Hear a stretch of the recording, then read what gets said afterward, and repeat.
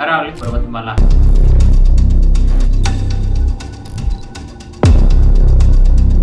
Land के समय से दिल्ली से शुरू होकर हरियाणा, राजस्थान और गुजरात तक फैली है। उसके बाद हरियाणा में प्रवेश कर हरियाणा में अरावली पर्वत ग्राम फरीदाबाद और प्रवेश करती है, काम करती है, जाते हैं। प्रकार की वनस्पतियां भी पाई जाती है, पैदा हुई है।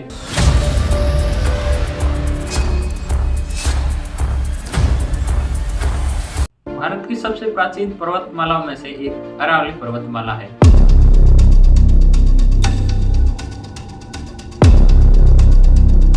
इसका इतिहास करोड़ों अरबों वर्ष पुराना है। इस पर्वतमाला की उत्पत्ति 300 करोड़ वर्ष पूर्व हुई थी।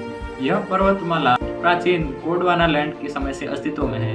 अरावली पर्वतमाला की लंबाई लगभग 792 किलोमीटर है। इसकी चौड़ाई 10 किलोमीटर से 100 किलोमीटर के बीच है। अरावली पर्वतमाला को भारत की रीढ़ कहा जाता है।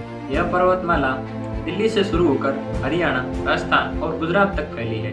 दिल्ली में अरावली पर्वतमाला की शुरुआत दिल्ली रीढ़ से हुई है और उसके बाद हरियाणा में प्रवेश करती है। हरियाणा में अरावली पर्वतमाला गुरुग्राम, फरीदाबाद और कई जिलों तक फैली हुई है। उसके बाद अरावली पर्वतमाला राजस्थान में प्रवेश करती है। राजस्थान में अजमेर, जयपुर और कई जिलों में फैली हुई है। अरावली पर्वतमाला राजस्थान में 80% फैली हुई है। राजस्थान में अरावली पर्वतमाला लगभग 550 किलोमीटर तक फैली हुई है और 13 जिलों तक फैली हुई है।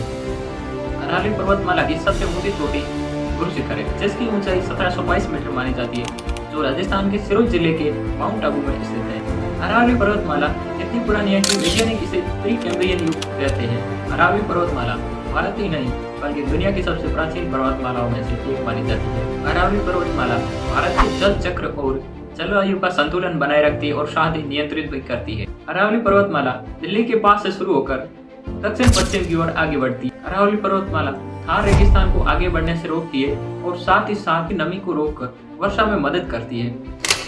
अरावली पर्वतमाला दिल्ली एनसीआर के लिए ग्रीन लंग्स की तरह काम करती है, क्योंकि ये दिल्ली एनसीआर की एक्यूआई को कम करने में मदद करती है और शुद्ध हवा प्रदान करती है।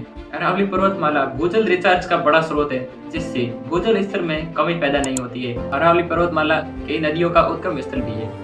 इस पर्वतमाला से कई नदियां उद्गमित होकर अपने गंतव्य क्षेत्र तक रास्ता तय करती है। अरावली पर्वतमाला को जैव विविधता की जननी कहा जाता है, क्योंकि इस पर्वतमाला में विभिन्न प्रजातियों के जीव जंतु पाए जाते हैं। विभिन्न प्रकार की प्रजातियों के पशु पक्षी पाए जाते हैं। साथ ही साथ विभिन्न प्रकार की वनस्पतियां भी पाई जाती है और औषधियां भी पाई जाती है। अरावली पर्वतमाला के सैकड़ों फायदे एवं उपयोगिताएं होने के बावजूद भी इस पर्वतमाला पर कई सालों से खतरा मंडरा रहा है। यह खतरा पर्वतमाला पर चल रहे अवैध खनन, जंगलों की कटाई व अनियंत्रित शहरी विकास के कारण पैदा हो रहा है। अवैध खनन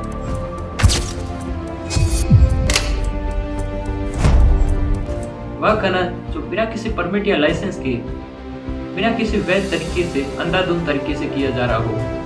अवैध खनन की वजह से अरावली के कई पहाड़ कट चुके हैं। 2019 की एक रिपोर्ट के अनुसार अरावली पर्वतमाला के 31 पहाड़ गायब हुए हैं और सुप्रीम कोर्ट ने राजस्थान सरकार द्वारा 138 में से 28 पहाड़ियों के गायब होने की स्वीकारोक्ति पर चिंता जताई थी। ऐसी समिति की एक रिपोर्ट बताती है कि 1968 से राजस्थान में अब तक अरावली का 25% हिस्सा गायब हो चुका है। इसका मुख्य कारण अवैध खनन रहा है। अरावली पर्वतमाला का केवल अवैध खनन से ही नहीं बल्कि जंगल की कटाई से भी नुकसान हुआ है, जिससे पर्यावरण संतुलन बिगड़ता जा रहा है। जैव विविधता खत्म हो रही है। पिछले 2 दशकों में करीब 35% हिस्से को नुकसान पहुंचा है, जिससे पारिस्थितिकी तंत्र टूट सकता है। विशेषज्ञों का कहना है कि अगर इसे नहीं रोका गया तो राजस्थान रेगिस्तान बन जाएगा और दिल्ली की एक्यूआई पर भी प्रभाव पड़ेगा, जिससे आम लोगों का जीना दुभर हो जाएगा, जिसके परिणाम स्वरूप शहरों पर भी दबाव बढ़ रहा है। जंगल की कटाई से आदिवासी समुदायों की आजीविका प्रभावित हो रही है और विस्थापन दिनों दिन बढ़ रहा है। अरावली पर्वतमाला के अवैध खनन की पहली याचिका किसी व्यक्ति विशेष ने दर्ज नहीं की, बल्कि टी.एन. गोदावरमन तिरुमल पार्क के नाम से 1995 में सुप्रीम कोर्ट में एक व्यापक जनहित याचिका दर्ज की गई थी, जिसने 1990 के दशक में पर्यावरण और वन से जुड़े कई मामलों को उठाया, जिसमें अरावली पर्वतमाला का अवैध खनन भी शामिल था। इस याचिका के बाद केंद्र सरकार के पर्यावरण मंत्रालय ने खनन नियमों को सख्त किया। खनन को केवल पहले से स्वीकृत परियोजनाओं तक सीमित कर दिया गया। इन नियमों का बड़े पैमाने पर उल्लंघन हुआ और अवैध खनन भी जारी रहा। 2009 में सुप्रीम कोर्ट ने एक अवैध खनन को लेकर एक कड़ा कदम उठाया, जिसके तहत अवैध खनन पर पूरी तरह रोक लगा दी गई। 20 नवंबर 2025 को सुप्रीम कोर्ट ने केंद्र सरकार की समितियों की सिफारिश को स्वीकार करते हुए अरावली पर्वतमाला को लेकर एक नई परिभाषा जारी की, जिसको लेकर पूरे राजस्थान नहीं पूरे देश में बवाल फैल गया। इस परिभाषा के अनुसार अरावली पर्वतमाला के किसी भूभाग को अरावली पर्वतमाला का हिस्सा तभी माना जाएगा जिसकी ऊंचाई 100 मीटर से अधिक होगी या फिर 100 मीटर होगी, जबकि अरावली का 92% 100 मीटर कम होने के कारण अरावली के संरक्षण से पार हो सकता है।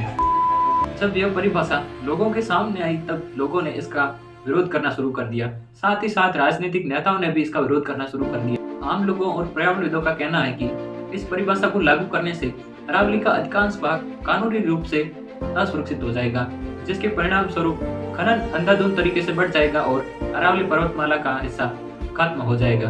अरावली इस देश के लिए एक नेचुरल शील्ड है। इसके कटने से मरुस्थलीकरण बढ़ सकता है और प्रदूषण भी बढ़ सकता है।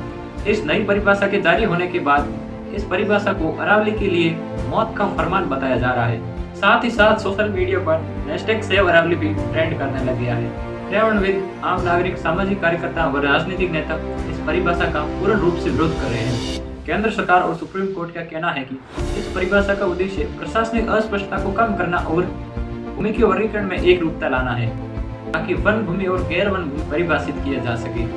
अरावली पर्वतमाला के नष्ट होने से कई जनजातीय समुदायों की आजीविका खत्म हो सकती है। इस नई परिभाषा के आने के बाद इस जनजातीय समुदाय के लोगों ने खनन गतिविधियों और पर्यावरणीय बदलावों के खिलाफ एक व्यापक आंदोलन और धरने प्रदर्शन करने शुरू कर दिए हैं, ताकि वे अपनी संस्कृति व प्राकृतिक आवास की सुरक्षा कर सके। ऐतिहासिक रूप से कई किले अरावली पर्वतमाला से जुड़े हुए हैं। किलों की बात करें तो उसमें प्रमुखतः चित्तौड़गढ़ किला, मेहरानगढ़ किला, आमेर किला, कुंभलगढ़ किला भी शामिल है। इन किलों के साथ साथ और भी राजस्थान में से सूरवीर पैदा हुए हैं। ऐसे कई योद्धा पैदा हुए जिनका इतिहास अरावली पर्वतमाला से जुड़ा हुआ है। कभी हरे भरे जंगलों से ढकी है अरावली पर्वतमाला आज खनन की वजह से घायल हो चुकी है। रेत खनन, अवैध पत्थर खनन और निर्माण कार्यों ने इसे खोखला कर दिया है। हमें अरावली को केवल इतिहास की किताबों में नहीं बल्कि हमारे हरियाली भरे भविष्य में भी देखना है। अगर आपको ये हमारी वीडियो जानकारीपूर्ण लगी तो इस वीडियो को जरूर शेयर करें और भारत की इस प्राचीन पर्वतमाला की आवाज सब तक पहुंच सके।